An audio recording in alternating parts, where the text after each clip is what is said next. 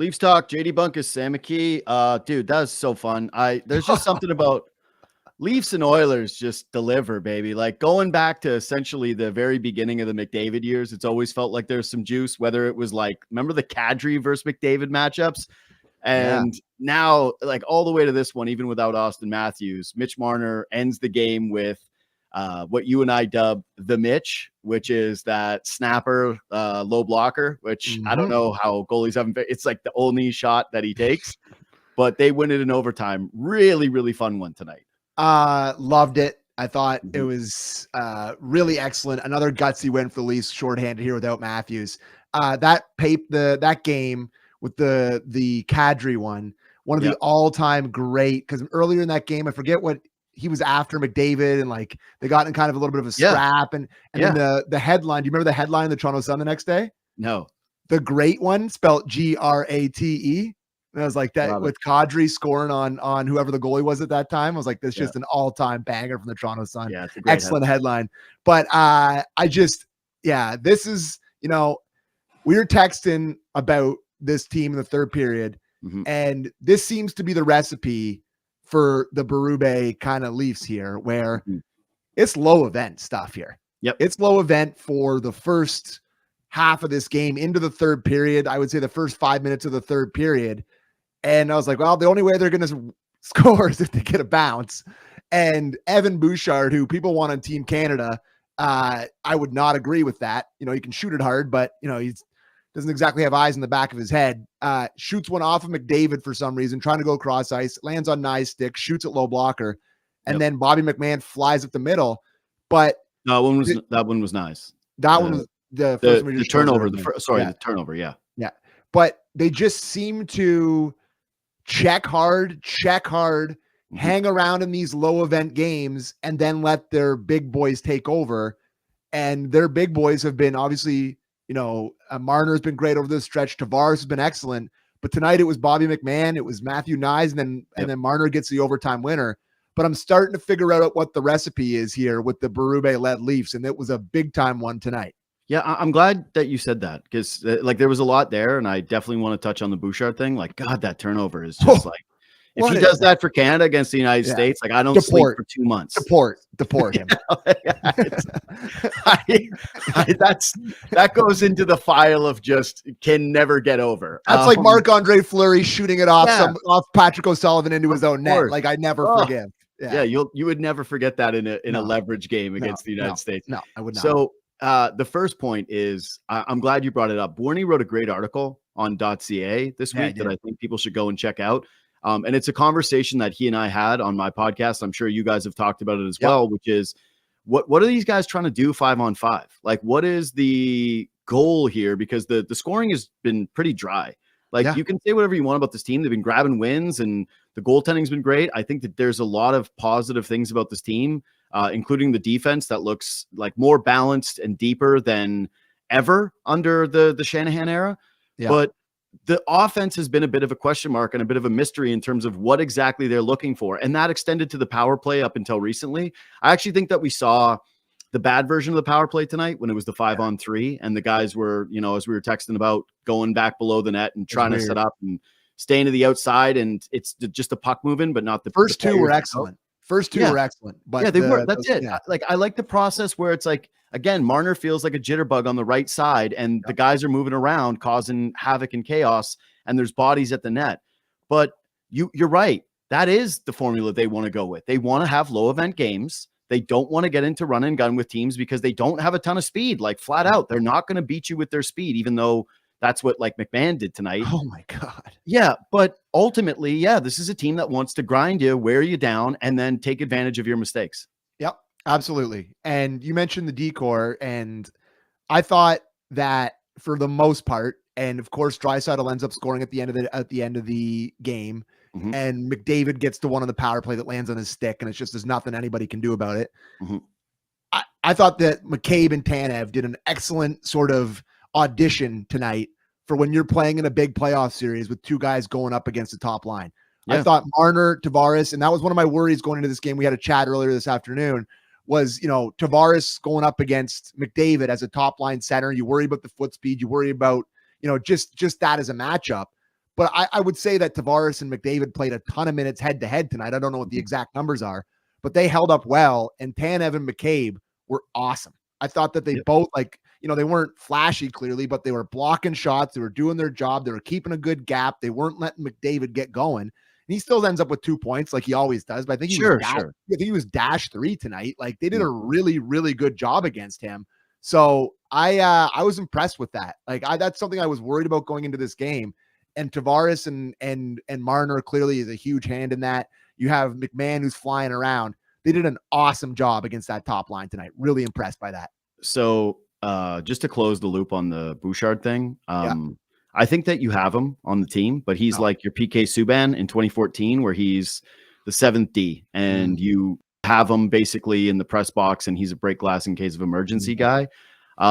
But the other part, I don't think that there's 7 guys that are ahead of him, dude. Like, I just don't. I've seen the lists. I've put together my mock teams like everybody else, and you can't convince me that the offensive skill set that he has can't be valuable to that team. But again, I agree with you about the defenseman tonight. It didn't feel like McDavid was just caving them in. I thought that's how it was going to be, right? Like, the first 3 minutes of the game was just like a complete Oilers bombardment where they were holding court, just holding serve, and they score a goal. I went, oh my God, this is going to be one of those nights. And McMann gets him on the board, evens it up, and then pretty much an even game from that point forward. Like, if you want to talk about the real win for me in this game, it's that, the Leafs, I thought, played their game, and the Oilers were left-handed, playing into the way Toronto wanted to do it. Like, this was not the style that Edmonton wanted to play. Toronto basically dictated it, and without Austin Matthews. So kudos to them. Kudos to the blue line. Kudos to like a lot of those guys involved. You ready to talk McMann, or you got anything else on that? I want to go McMann now. Yeah. Okay. For sure. So to me, I've got like 2 real thoughts on him. Okay. One is that he just fits with Tavares. Like Tavares likes to be around the net, and McMann likes to drive it there. And it's a good pairing. And I don't know necessarily what they do when Pacioretty comes back, and whether they can move Nylander off that line, or I don't know if they need to, but I just like the idea that you have another winger that has chemistry with Tavares and gives you some more flexibility. If you want to move, keep Marner there, keep William Nylander there, whatever it is, McMann gives you a little bit of flexibility with the forward groups. And the second part is just like, because he has plus speed, and he's probably never going to lay a forecheck the way that you'd love a guy his size to. He probably drives the coaching staff a little bit crazy with that. You're going to have moments where he makes soft plays. Absolutely. Like, he's a flawed player, but he isn't afraid of going to the front of the net. Like, that's not an issue with him going into the dirty areas. And this team is not full of speedsters, and he's got some of it. So I still view him as one of the most important depth pieces on this team, because he can clearly play up with good players. I think to me, he can only play up with good players. Yeah. Like, you lose him completely when he goes to the bottom 6. We saw it. We just saw it for 14 games when he was playing in the bottom half of the lineup, and you didn't notice him a lot of the nights. He needs to be playing with good players. Like, he needs to be able to use his speed and go to the net and shoot the puck. Those are the 3 things that he's really good at. And you put him down the lineup, you kind of lose him. But the goal is beautiful. The one where he just I was like, oh my God, just watching it on my couch. Like, he's going to win this race. He's going to win this race. And you sensed it in CC's voice. He was the first one who was like, kind of noticed it. He's like, you could tell that he's like, oh my God, he's going to win this race. And it got me excited. It was a great call on the goal. And he leaned into the goal call hard, even though it kind of looked like it hit the post. I thought it hit the post. He was just like, he scores. I was like, okay, he nailed it. My favorite play of the game for McMann, though, was the play on the first goal he makes, where goes in, hammers Emberson, who, boy, oh boy, if the Oilers are going to go anywhere, they're going to need a replacement for him, because he may be an AHL guy. That he did not have a good night tonight. But I love the play he makes on him, eats him for lunch along the boards, uses the big body, hammers it, fights it out towards the front of the net, chops it into the back of the net, and they get the first goal after, like you said, it was a big goal, because it felt like the Oilers were about to cave him in. The shots were 4-1 in the first 4 minutes. Like, it was a real, aggressive start from the Oilers, and he came out and he kind of quieted it. And like you said, it kind of evened up the game from there and away we went. But just an awesome game from this guy tonight. For sure. And listen, we talk about this a lot where you usually have to just accept players for who they are. Yeah. But I just don't know how the coaching staff isn't going to sit down with him and go, listen, do you see this goal? Like, this is the formula for you. Go use that body and create some havoc and then get it to the front of the net. And I actually think that he did a little bit more of that last year. And God, I don't know. He just seems to get a little extra jump in his step when he's up there with better players. You're right. Like he's so much more noticeable, which you can say about a lot of guys, but it really does feel like him in particular, where he goes from this prolific point getter what did he go without a point? Like 14 games. Without a goal. He scored in the 14th. Yeah. So he scored. Yeah. Anyways, he wins player of the game on the poll in the chat right now. So I think that's fairly appropriate. I thought Marner was brilliant again tonight, like just doing so many little Marner things that you just kind of take for granted with his game. And then, Stolarz too. You want to do Reaves? Yeah. Should probably do Reaves. Yeah, probably do Reaves. All right. Probably address it. Well, I was going to say, let's run the hit on YouTube. And let's kind of go through it here. What were your thoughts on it initially? I'll let you go first. Got me off the couch. Say that. You don't see this very often anymore, where a guy comes around the net like this and somebody just comes in full speed and plows him. Mm-hmm. It was just a exciting and then immediately scary situation for me watching the game, where you're like, oh my God, that's what we've been wanting from Reaves. That's what you want from Reaves. And then you see Darnell Nurse have like blood coming out of his eyeballs. It seemed like, I don't know where the blood was coming from. I know, but it didn't look good. It was not good. It was not a pretty situation. And it just was scary immediately. But I think this is what Ryan Reaves thinks he has to do. Yeah. He hadn't been, like Biz talked about it in the intermission. He hadn't been out there for a while. He sees a guy carrying the puck coming around the net. I mean, what's he paid to do? That's kind of what his job is to hammer guys, get in on the forecheck, maybe fight one time, but he hasn't done it yet this year. And it's just a bad situation. So like, it's hard to say anything bad about Darnell Nurse. It's a bad hit. It's a suspendable play, but you would like to see him have a peek up from his skates coming around the net in the fastest league in the world.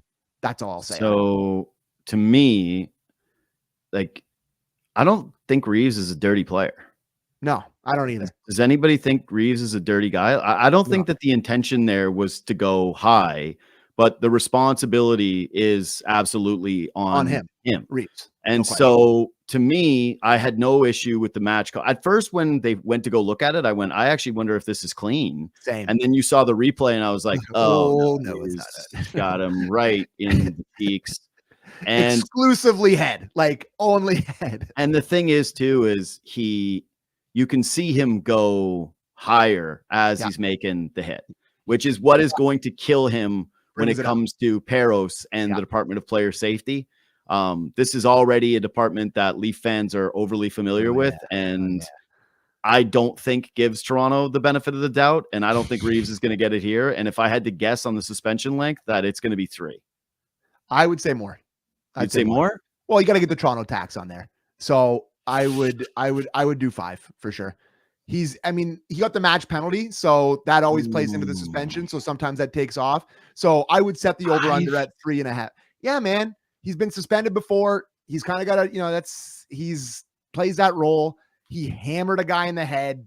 His head's cut. He's bleeding on the ice on Hockey Night in Canada. All the eyeballs are on it. Hockey Night in Canada's talking about it. George Peros hates the Leafs. There's no question he's getting. Yeah, okay, but if you take that out, what do you think? I just think that's a 3-game suspension. Well, like, Tanner, it's a fast game. It's a split second. Like you mentioned, Nurse doesn't have his head up. Like, Nurse is also a really tall guy. Like, Reaves does raise up the shoulder. I'm not disagreeing that it's a bad hit.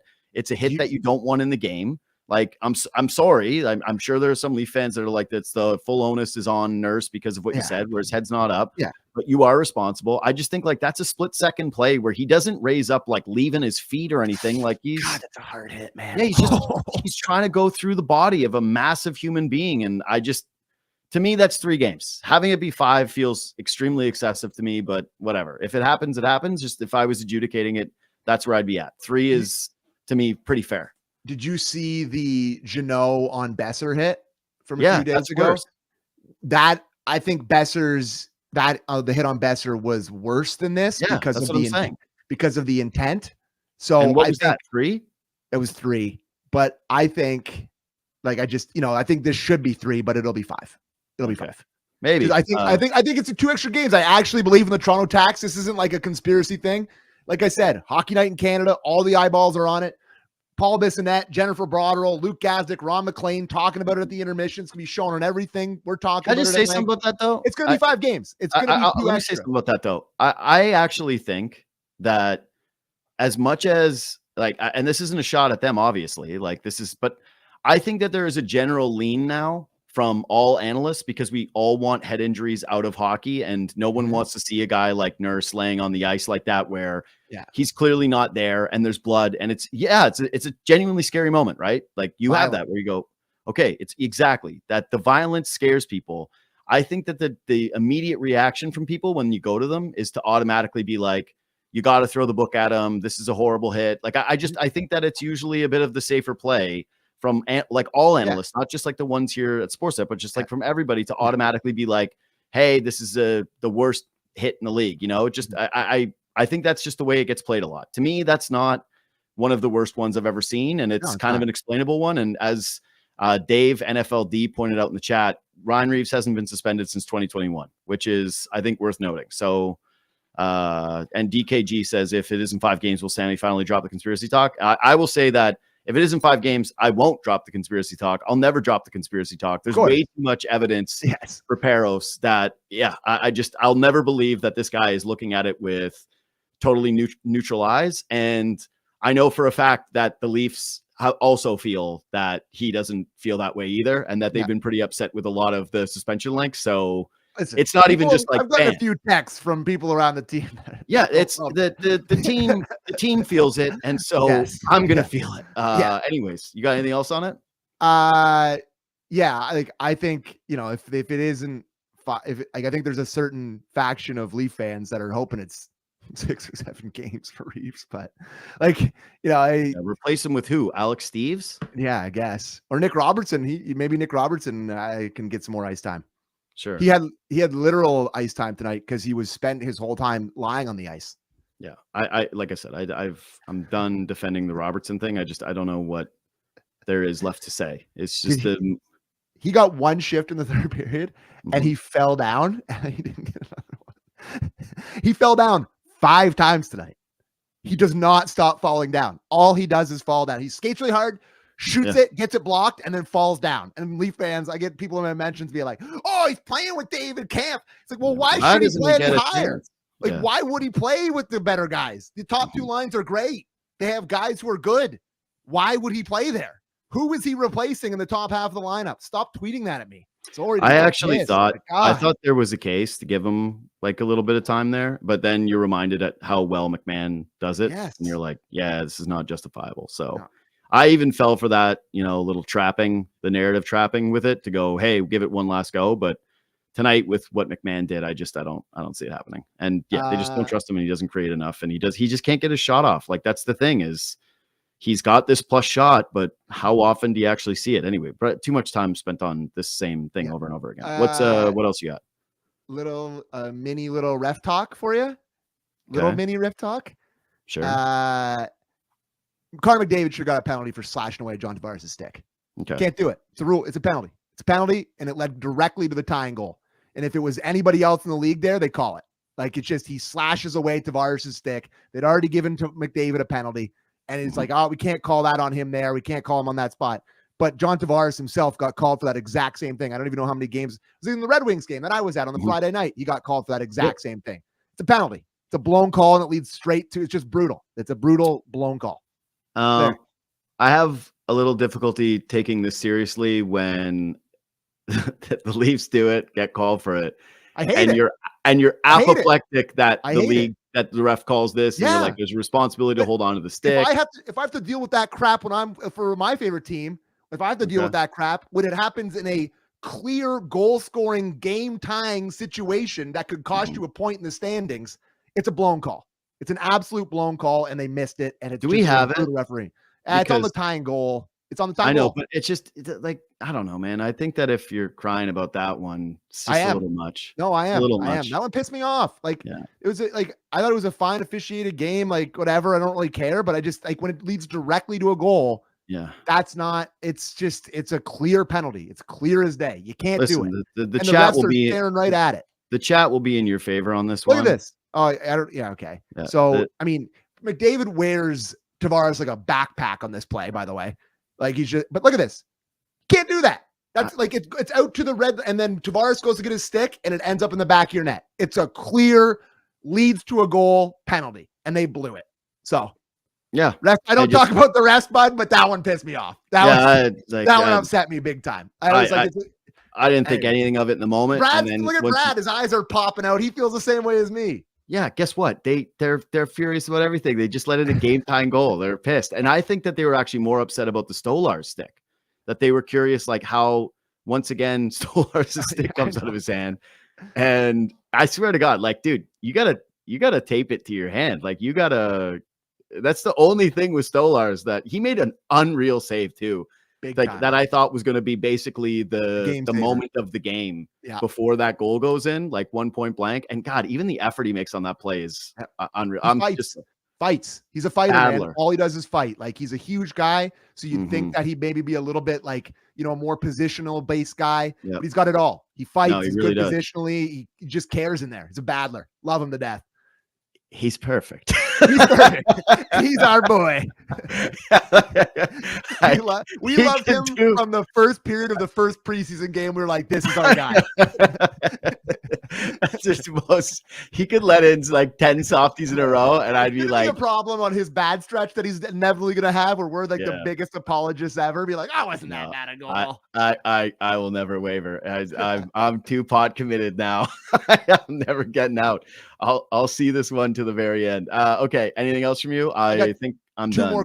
Two more quick hitters. Sure. There's a play. I forgot to tell Show to grab this, but there's a play earlier in the game that I absolutely loved. Tavares ends up taking a penalty on the shift when he hooks Bouchard in the hands, and Bouchard falls down. But on that same shift, his stick gets broken. Okay. Mm-hmm. And this is something that's always driven me crazy. Instead of standing there with no stick and like trying to do the goalie thing where guys are just walking around you, he immediately puts his head down and hauls ass to the bench, goes to the bench, gets his stick, and gets back into the play, gets it up ice. They take it behind the net. He takes a penalty on the hook or whatever. I know that kind of hurts my case here because it led to a penalty, but they should do that more. I hate that when it's like you're standing there with no stick and you're like kind of trying to play goalie, you're trying to play soccer. Just skate to the bench and get your stick. And it was the long change. He went all the way to his bench, got back into the play. I love that. And I hope that's something that the coaches tell them to do, because it makes way more sense than just standing there. I hate that. Right. What's the last thing? I wish Adam Henrique was a Leaf. That was a miss for me in the offseason. The guy that would have looked really good as a Leaf. Well, I think he really wanted to be an Oiler. I know. And I think, was it you or I that was talking about this? That they really wanted him here, the Leafs. Like, he was a guy that they really, and I thought he scored the opening goal, obviously, but he's good defensively. There's one spot in the third period where Marner's trying to like dance around on him at the top of the circle, and he's just sticking right with him. Good movement, like just a good gritty defensive center that can pinch in with a goal. I really like Henrique's game, and I wish he was a Leaf. So there you go. I think he's a solid player. It's funny though too. He was ice cold in the postseason last year. Yeah, I know. But he was also banged up. Yeah, he was banged up. He didn't come in halfway through the playoffs a little bit, and he was always dealing with an injury, and they were having trouble like keeping him up the middle. But yeah, he definitely looked good tonight, and it was just again a reminder that honestly, dude, I brought this up on my show I think on Friday, but I did it in passing. But it's so weird evaluating this team at times, because it's like the most obvious thing on planet Earth that they're going to add forwards, of course, that the guys that you see now. Yeah.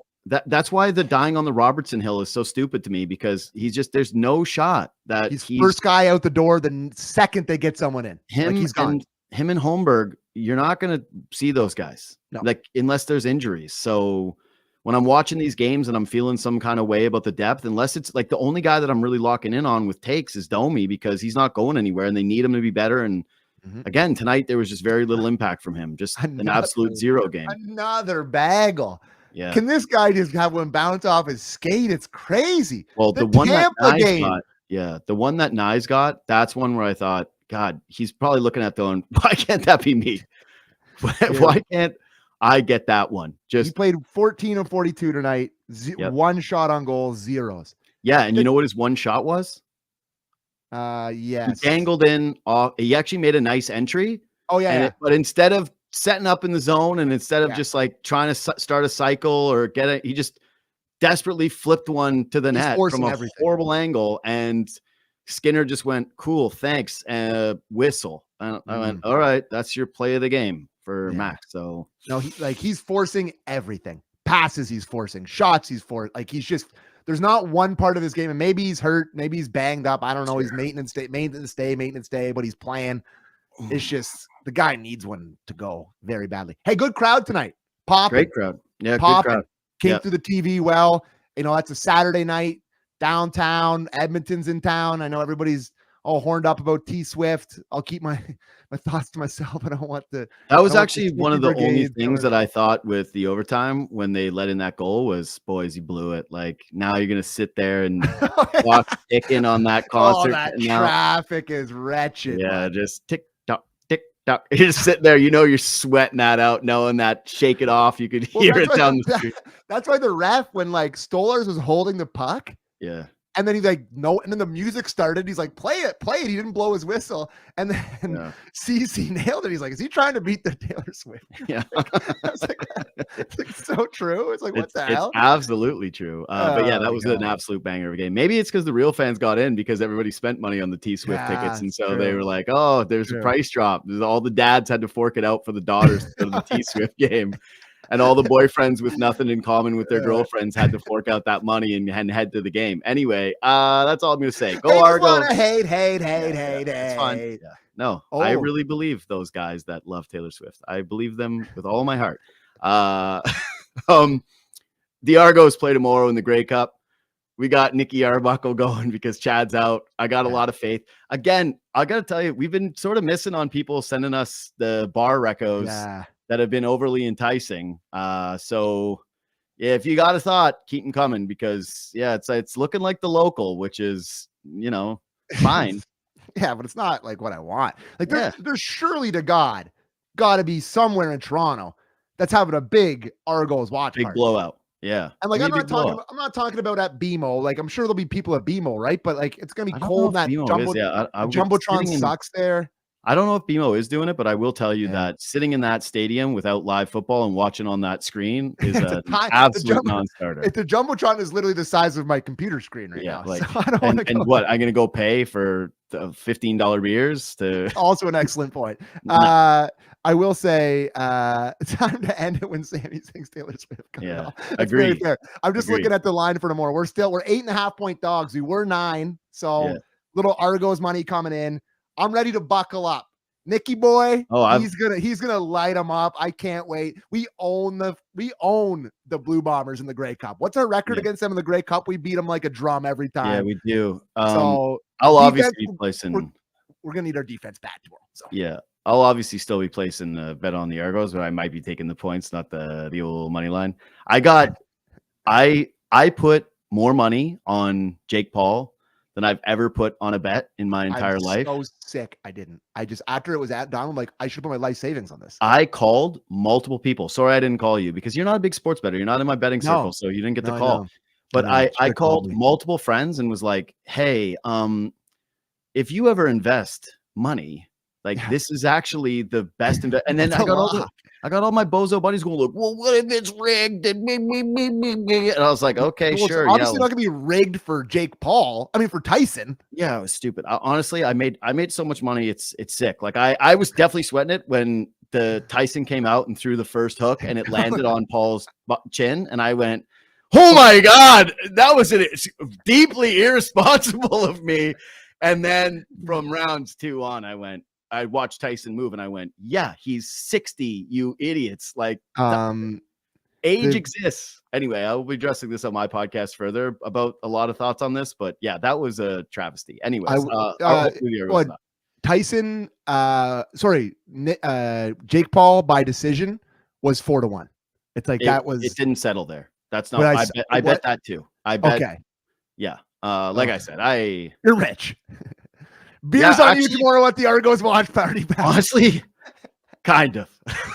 Like it would make you sick to know what I put on that fight. Uncomfortable. Yeah, it was a truly uncomfortable amount, and I don't even want to share it publicly because there was a level of irresponsibility with it. Okay, anyways, let's wrap this up. Please subscribe to the podcast. Please leave 5 stars. Hit us up with a thumbs up and follow us on Twitter and Instagram at JD Bunkis, at Sam McKee. You can reach out to us anytime. We always love hearing feedback. Thanks to everybody in the chat tonight. You're the best. We will see you. Please, Argos, find a way, Argos. We'll see you Wednesday. 3 games in 13 nights. Yeah, Wednesday. We'll see you then.